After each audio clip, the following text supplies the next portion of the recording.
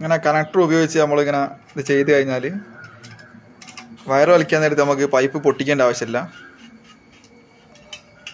ഇനി ഇതിൻ്റെ മുകളിൽ നമ്മൾ മാസ്ക് ടാപ്പും കൂടെ അടിച്ചാൽ ബോക്സ് വൃത്തിയായി.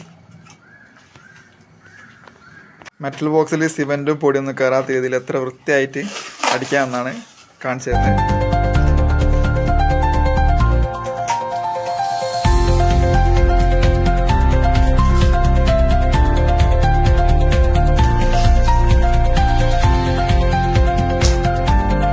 വയറ് വലിക്കാൻ നേരത്തെ നമുക്ക് അത് വൃത്തിയാക്കേണ്ട ആവശ്യമില്ല. ഇതിങ്ങനെ കട്ട് ചെയ്തെടുത്താൽ മതി.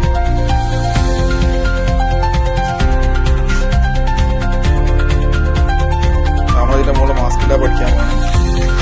ഇതിങ്ങനെ ചെയ്യുന്നതുകൊണ്ട് ഉറുമ്പ് മണ്ണും അങ്ങനത്തെ കാരണം അതിൽ കൊണ്ടുപോയിടൂല.